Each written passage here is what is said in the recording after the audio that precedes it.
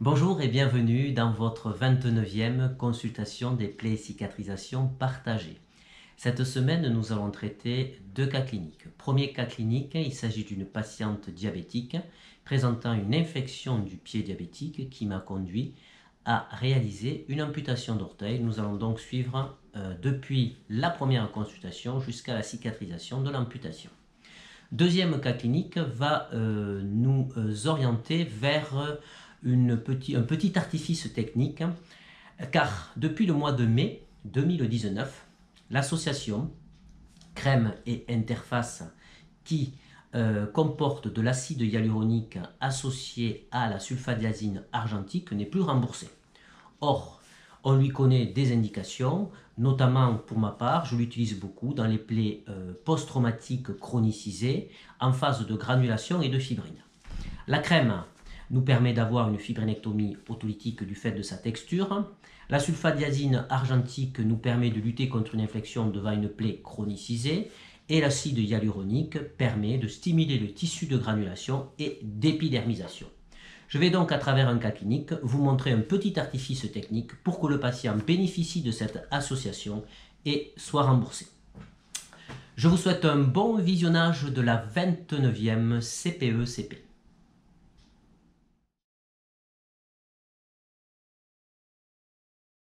Consultation, une patiente diabétique adressée par son équipe infirmière, une plaie d'orteil qui évolue depuis 3 mois, sans notion de traumatisme, aggravation locale. On voit que le pansement est confectionné de façon satisfaisante avec une tubulure en place et un système adhésif collé sur des zones bien vascularisées. On découvre en revanche un hydrocellulaire en relation directe a priori avec la plaie et cet hydrocellulaire est complètement saturé par les exsudats, donc stagnation des exsudats. Après lavage, je vais effectuer un prélèvement visé bactériologique afin de déterminer les germes en présence. Instaurer une antibiothérapie probabiliste par augmentin pour avoir une action sur les coccigrammes positifs et les bacillogrammes négatifs. Il existe directement en contact osseux. Ceci est un signe d'ostéite et il existe d'autres signes indirects d'ostéite. On voit que l'orteil est boudiné et inflammatoire. On voit qu'il existe une mobilité anormale, regardez cette mobilité latérale qui n'est pas physiologique, et surtout au fond de la plaie on aperçoit l'articulation interphalangienne proximale. Alors la radio nous montre d'ailleurs ici, je vous montre cette radio, une destruction complète de la deuxième phalange, ici la première phalange, la deuxième est détruite. Donc articulation interphalangienne proximale et distale complètement détruite. Ici, donc c'est ici que c'est fistulisé au niveau de la peau. Donc si on prend le troisième orteil, on voit la première phalange ici. Au-dessus, la deuxième phalange et encore au-dessus, la troisième phalange. Et on voit que sur le deuxième orteil, la deuxième phalange est remplacée par une ostéite. Il faut dire que cette infection évolue maintenant depuis 3 mois. C'est pour ça que nous avons des signes radiologiques aussi probants. Alors, je lui mets en place un alginate argentique avec un hydrofibre et je confectionne un pansement avec une tubulure. Mais, à la lecture de son bilan sanguin, il existe donc, alors que nous sommes devant une infection du pied diabétique stade 3 selon la classification internationale, à la lecture du bilan sanguin, je retrouve une hyperleucocytose et un syndrome inflammatoire majeur. Donc on passe en infection de grade de stade 4. Et nous avons convenu, après réflexion avec la patiente, puisque cela évolue depuis 3 mois, d'effectuer une amputation d'orteil avant que cela ne s'aggrave. Nous avons confectionné le premier pansement post-opératoire, puisque je l'ai opéré hier. Entre-temps, pendant la nuit, la patiente a fait un peu la java, elle s'est levée, est allée aux toilettes alors qu'elle avait une interdiction de se lever. Donc le pansement a saignoté un petit peu, comme on peut le voir ici, hein, ça c'est normal. En plus la patiente était sous anticoagulants qui ont été arrêtés 3 jours avant l'intervention.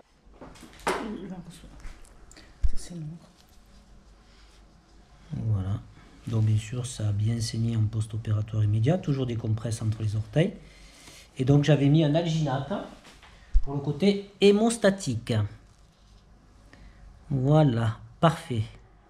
On va bien nettoyer. Donc l'alginate est bien saturée. Bien sûr, elle s'est levée alors qu'elle ne devait pas. C'est pour ça que ça s'est mis à saigner en post-opératoire immédiat.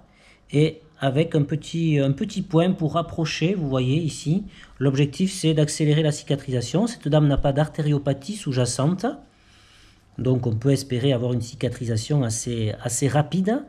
En opératoire, je fais des prélèvements à visée bactériologique, puisque nous ne savions pas quel germe il y avait dans l'os. Donc bactériologique, osseux et tendineux.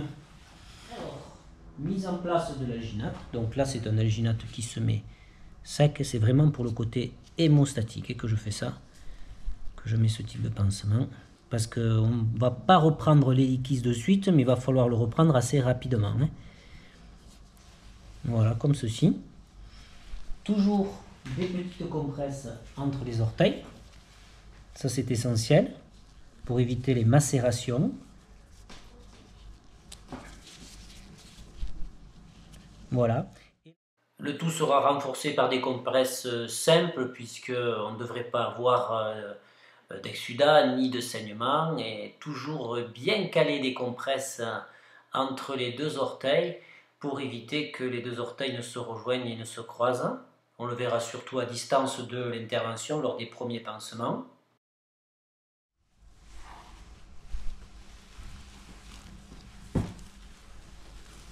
Voilà, ne bougez pas, madame. Hop. Et toujours, bien sûr, ne pas laisser une bande comme ça. Toujours aller prendre ici, sinon ça va s'enlever. Moi, je dis toujours comme un bouchon de champagne. Ça permet d'avoir une bonne tenue du pansement. Voilà, vous allez pouvoir aller au fauteuil maintenant. Oui, d'accord. Vous l'avez déjà fait, mais là, là vous êtes autorisé, on va dire, à aller au fauteuil. D'accord? Allez, super. Pour la patiente au 15e jour post-opératoire, le pansement est très bien confectionné.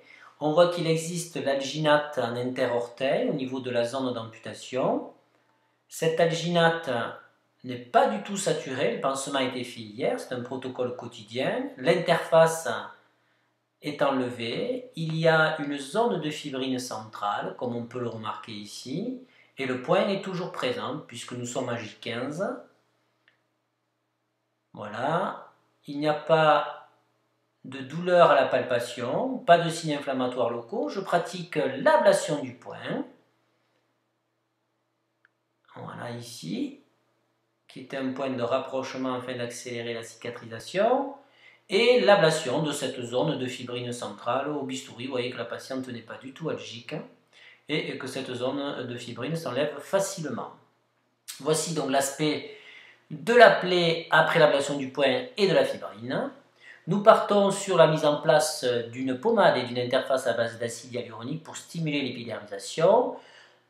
Un petit hydrofibre en cas d'exsudat, toujours une compresse entre les orteils pour éviter qu'ils ne se croisent, et le tout sera stabilisé par un hydrocellulaire adhésif qui sera renforcé ici au niveau de la voûte plantaire. Je vois en consultation un patient qui m'est adressé pour un trouble trophique post-traumatique chronicisé depuis 2 mois au niveau de la zone prétibiale. On voit qu'il existe un pansement assez minimaliste, un hydrocellulaire découpé en timbre-poste qui est mis en place avec de l'adhésif sur des zones fragilisées puisqu'il existe des troubles trophiques d'insuffisance veineuse. L'hydrocellulaire est le pansement primaire, il n'y a pas d'interface interposée. C'est une plaie chronique, circulaire, fibrineuse, peu exsudative, située sous fond de dermite ocre dans la zone prétibiale, mais non douloureuse à la palpation. Sur cette plaie fibrineuse, peu exsudative, chronique depuis 2 mois, je préconise la mise en place de sulfadiazine argentique associée à l'acide hyaluronique. Or, le pansement interface et la crème qui contenait ces 2 composants ne sont plus remboursés depuis le mois de mai 2019. Donc pour avoir un protocole de soins remboursé, je mets en place de la pommade à base de sulfadiazine argentique et rajoute l'interface à base d'acide hyaluronique, les 2 éléments étant remboursés. Mise en place d'un pansement hydrocellulaire mousse maintenu par une tubuleur avec un protocole de soins quotidien. C'était votre 29e CPECP. Depuis ce déremboursement du Yalu7 Plus, pour ne pas le nommer en crème et en interface, nous avons une seule gamme de pansements argentiques présents sur le marché remboursé. Il s'agit de la gamme Urgo. La pommade de sulfadazine argentique, elle, est toujours remboursée. Je vous souhaite une bonne semaine et vous dis à la semaine prochaine pour de nouvelles aventures.